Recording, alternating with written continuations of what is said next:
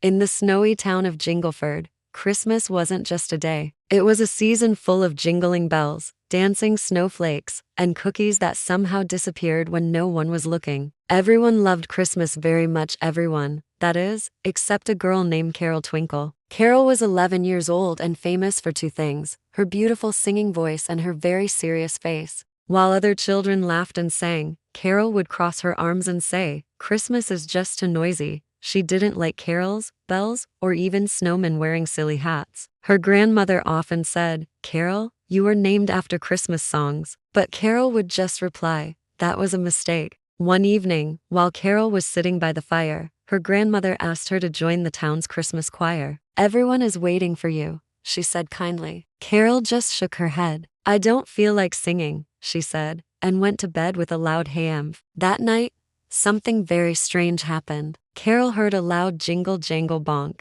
She sat up and rubbed her eyes. Standing on her windowsill was a tiny elf wearing striped socks and a hat that kept falling over his eyes. Behind him floated a glowing fairy holding a candy cane wand, and a snowman who was, oddly enough, missing his nose. "Oops, sorry," said the elf. "Wrong window?" "No.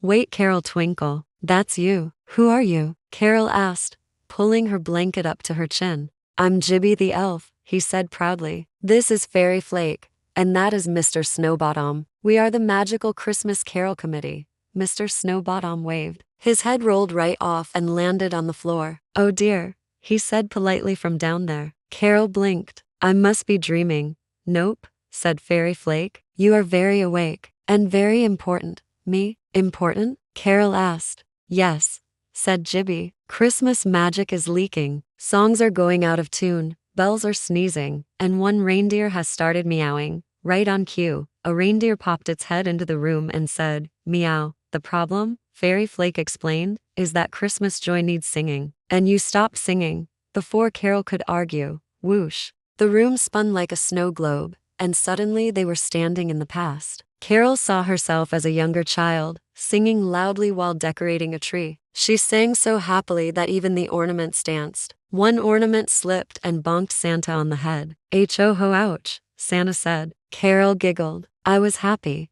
she whispered. Whoosh. They moved again, this time to the present. The town choir was singing, but it sounded weak and tired. A bell tried to ring and only squeaked. A cookie cried out, "I'm burnt." "This is now," said Fairy Flake sadly. "Christmas is struggling."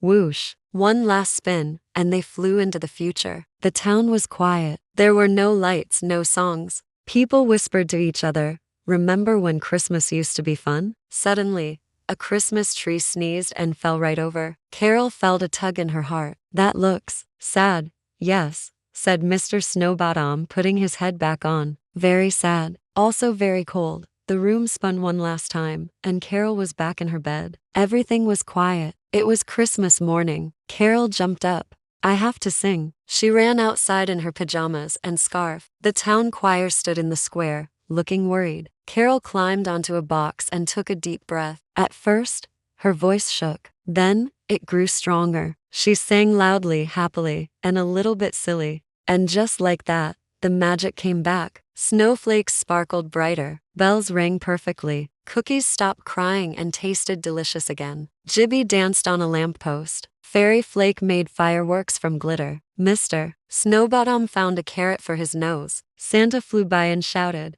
"Ho ho ho." Much better. Everyone laughed and clapped. Carol laughed too. She finally understood. Christmas wasn't about being perfect. It was about sharing joy even if it was a little silly. From that day on, Carol sang every Christmas. Sometimes she sang beautifully, sometimes loudly, and sometimes a bit off-key. But the Christmas magic always returned, laughing right along with her. And somewhere, a reindeer still said, "Meow." Thanks for watching. If you enjoyed this story, don't forget to like, subscribe, and share the holiday spirit.